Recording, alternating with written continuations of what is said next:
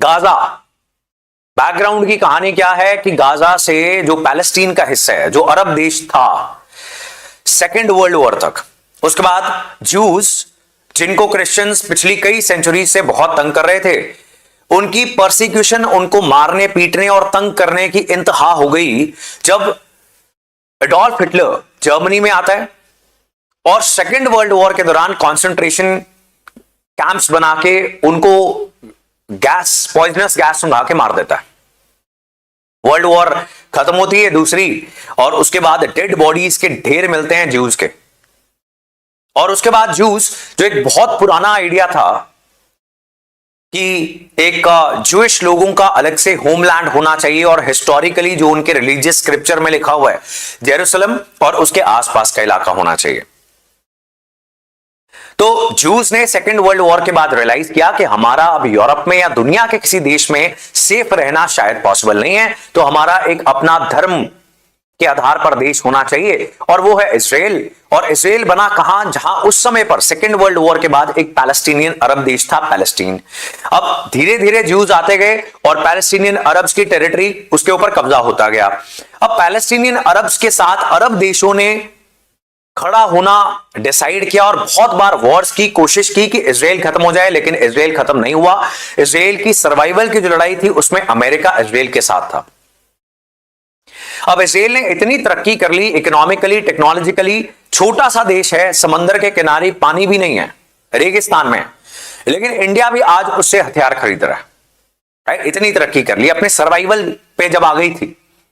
तो हर एस्पेक्ट में जूस जो हैं इजराइल में जाके, पूरी दुनिया से जाके, इंडिया के भी जूस बहुत सारे जाके इजराइल में बस गए। उन्होंने इतनी मेहनत करनी स्टार्ट की कि उनका देश छोटा सा है लेकिन बहुत पावरफुल हो गया। तो अरब देशों ने पिछली लड़ाई भूलकर उनके साथ डिप्लोमैटिक रिश्ते बनाने स्टार्ट कर दिए और इजराइल को एक कंट्री के रूप में रिकॉग्नाइज करना स्टार्ट कर दिया, और इसके लिए हुए अब्राहम अकॉर्ड्स साइन। ठीक बात है जी, यहां तक द स्टोरी इज क्लियर। ये बैकग्राउंड है जो आएगा नहीं न्यूज़पेपर में।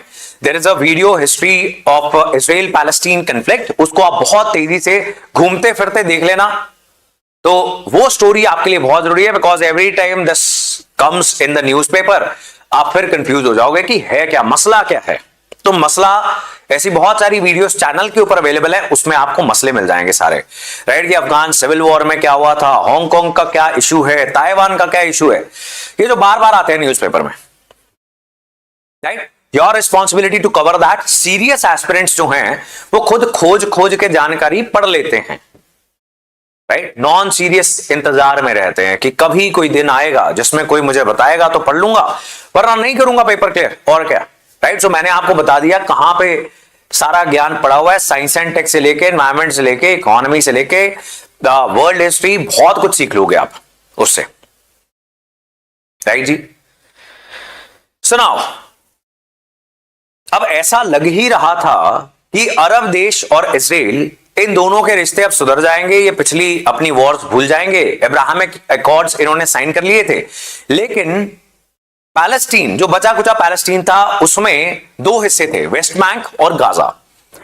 गाजा में एक टेररिस्ट ऑर्गेनाइजेशन था हमास, जिसने इजराइल में एक कॉन्सर्ट वगैरह हो रहा था, म्यूजिक कॉन्सर्ट, उसमें उनके आतंकवादी घुस गए, उन्होंने बहुत सारे लोग मार दिए और बहुत सारे बच्चों को, जो टीनेजर्स वगैरह थे, यंगस्टर्स थे, उनको किडनैप करके हॉस्टेज बना के ले आए गाजा में। अब इजराइल को मिल गया मौका कि और नहीं सहेंगे, और ऐसी बॉम्बिंग स्टार्ट की, गाजा तबाह कर दिया, राइट? कुछ नहीं देखा। एंड आफ्टर दिस अभी क्या हो रहा है? अभी अमेरिका इस युद्ध को खत्म करने के लिए, जैसे डोनाल्ड ट्रंप कोशिश कर रहा है कि वो सारी दुनिया के जितनी भी वॉर्स हैं उसको खत्म कर ले, या फिर एटलीस्ट क्रेडिट ले ले कि उसने खत्म करवाई है इंडिया पाकिस्तान की भी वॉर को, यही कहता है कि मैंने खत्म करवाई है। सो अब एक बोर्ड ऑफ पीस बन रहा है, board of peace to oversee Gaza. अब आज हम ये क्यों डिस्कस कर रहे हैं? Because India has been invited for this board of peace. अब इंडिया का स्टेक क्या है इसमें? क्या हम अरब देश हैं? नहीं। क्या हम एक मुस्लिम कंट्री है? नहीं। क्या इंडिया में बहुत सारे ज्यूज हैं? नहीं। क्या अमेरिका के साथ बहुत अच्छे रिश्ते चल रहे हैं? वो भी बात नहीं है।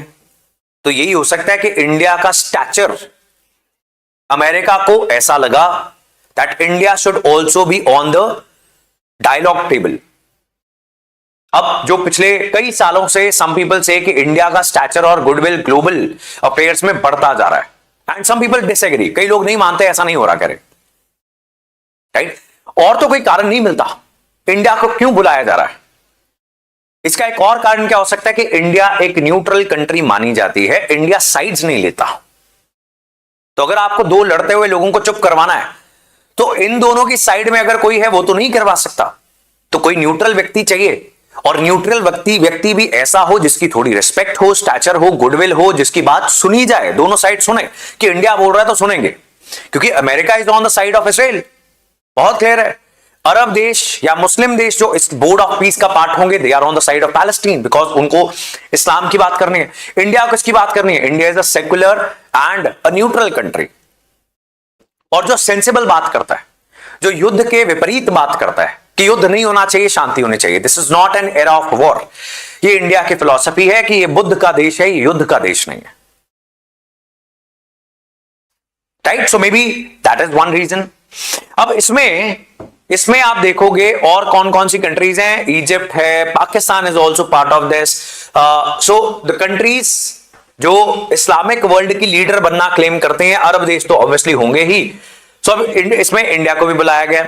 एक तो ये एस्पेक्ट हो गया, राइट। अब इंडिया इनविटेशन एक्सेप्ट करेगा नहीं करेगा वो हमें आने वाले दिनों में पता लगेगा, और इसकी फिर फर्दर भी हम डिस्कशन करेंगे बहुत ज्यादा। द हिंदू में भी और इंडियन एक्सप्रेस में भी एक्सप्लेनर्स, एफएक्यूज, आर्टिकल्स, एडिटोरियल्स बहुत सारे आने वाले हैं, ये सिर्फ शुरुआत है। अब सेकेंड थिंग इज कि क्या beyond Gaza does Trump seek to bypass UN Security Council. अब देखो यूनाइटेड नेशंस का काम क्या था, युद्ध रोकना। और यूनाइटेड नेशंस की सबसे इंपॉर्टेंट जो डिसीजन मेकिंग बॉडी है यूनाइटेड नेशंस सिक्योरिटी काउंसिल, वहां पे सबसे अहम फैसले होने थे। क्या 1945 से अब तक यूनाइटेड नेशंस ने अपना काम किया, यस और no? What do you think, क्या युद्ध रोक पाया? इतने ज्यादा वॉर्स, इतनी सारी कंफ्लिक्ट हुई जिसमें अगर कोई पावरफुल कंट्री किसी कमजोर कंट्री के अगेंस्ट वॉर कर रही है तो कोई नहीं सुन रहा, कमजोर कंट्री की आवाज नहीं बन पाया। हालांकि प्रिंसिपल्स कौन से थे जिनके आधार पर यूनाइटेड नेशंस एस्टैब्लिश हुआ था कि हर देश चाहे बड़ा हो चाहे छोटा हो, सबकी एक समान वोट होगी, पावर होगी, से होगी,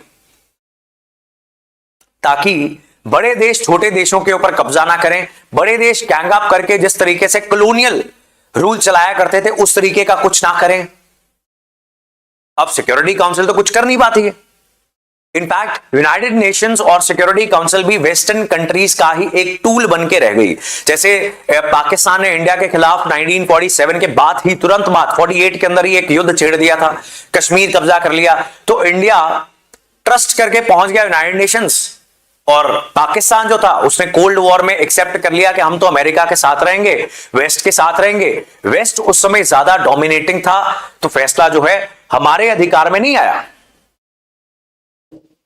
सो यूनाइटेड नेशंस और जितने भी ऐसे मल्टीलैटरल इंस्टीट्यूशंस थे, जब तक वेस्टर्न कंट्रीज का एक टूल बनकर काम कर रहे थे, तब तक मल्टीलैटरलिज्म अच्छा था, तब तक ऐसी organisations they were good for the western countries and America.